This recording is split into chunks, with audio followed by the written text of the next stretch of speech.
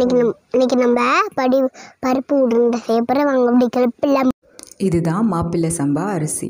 நம்ம முந்தைய இந்தியாவிலும் தமிழகத்திலும் ஏறக்குறைய 22,292 நெல் ரகங்கள் பயிரிடப்பட்டனவாம். அதில் பல அழிந்து இப்போ புழக்கத்தில் இருக்க நெல் ரகங்களில் மாப்பிள்ளை சம்பாவும் ஒன்று. நம்ம முன்னோர்கள் எல்லா நெல் ரகங்களுக்கும் ஒரு காரணத்தோடு தான் பெயர் வச்சுருக்காங்க. அப்படி இந்த நெல்லுக்கும் ஒரு சிறப்பு காரண பெயர் உண்டு. முந்தைய காலகட்டத்தில் பெண்ணுக்கு திருமணம் செய்யணும்னா மாப்பிள்ளையை இளவட்டக்கல்லை தூக்க செஞ்சு அந்த இளவட்டக்கல்லை தூக்குன மாப்பிள்ளைக்கே பெண்ணை திருமணம் செஞ்சு வச்சாங்களாம். அந்த இளவட்டக்கல்லை தூக்குற அளவுக்கு பலத்தை கொடுக்கறனால தான் இந்த நெல்லுக்கு மாப்பிள்ளை சம்பான்னு பெயர் வந்துச்சான். கேட்குறதுக்கே ரொம்ப சுவாரஸ்யமாக இருக்கா? இன்னும் பல விஷயங்கள் இந்த நெல்லை பற்றியும் தெரிஞ்சுக்கலாம். வீடியோவை ஸ்கிப் பண்ணாமல் பாருங்கள். வாங்க வீடியோக்குள்ளே போகலாம். பருப்பு கோலா உருண்டை செய்ய போகிறோம். அதுக்கு நாம் கொஞ்சம் கடலை பருப்பும் துவரம் பருப்பும் எடுத்து ஊற வச்சுக்கலாம். இதை ஒரு மணி நேரம் ஊற வச்சாலே போதும், நல்லா ஊறிடும். இதை ஒரு புரோட்டீன் உருண்டைன்னு கூட சொல்லலாம். ஏன்னா இதில் நாம் நிறைய பொருட்களை சேர்க்குறோம். இப்போது ஊறிடுச்சு. தண்ணியை வடிச்சிட்டு ஒரு மிக்ஸி ஜாரில் மாற்றி இதை நாம் கொஞ்சம் கொரப்பாக அரைச்சிக்கலாம்.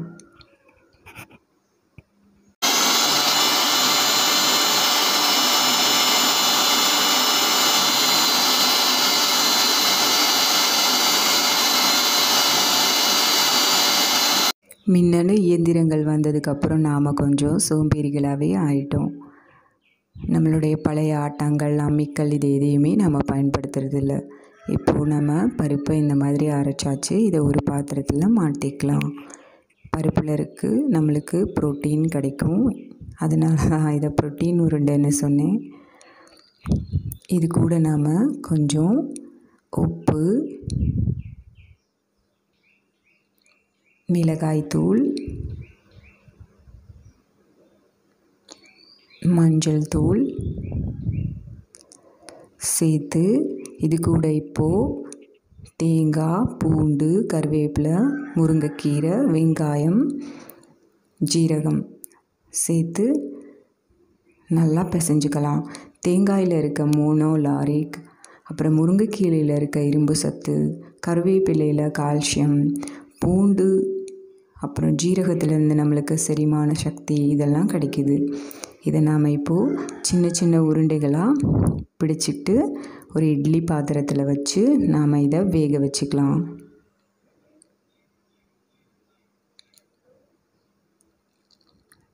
நல்லா வேகட்டும். இப்போது இது நல்லா வெந்திருக்கு. இட்லி தட்டை கீழே இறக்கி வச்சு நாம் உருண்டைகளெல்லாம் இப்போது எடுத்துக்கலாம்.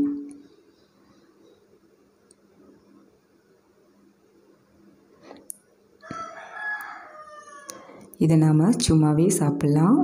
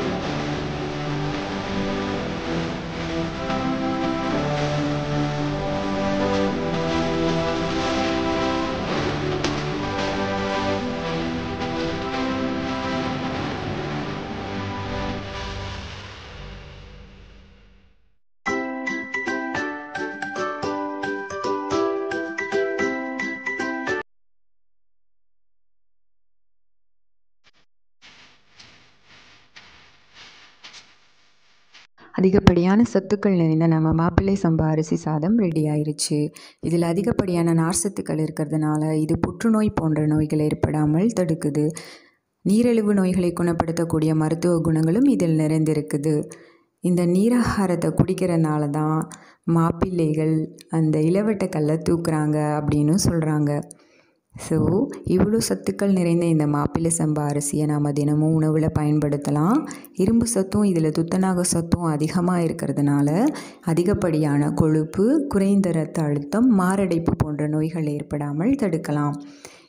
உடல் பலத்துக்கு ஆரோக்கியம் தரக்கூடிய இந்த அரிசி வகையை நாம் உணவில் சேர்த்துக்கிட்டு பயன்பெறலாம். அஸ்வின் இப்போது இந்த மாப்பிள்ளை சம்பா அரிசி ப்ளஸ் நம்மளுடைய பருப்பு கோலா உருண்டைய சாப்பிட்டுக்கிட்டு இருக்காரு.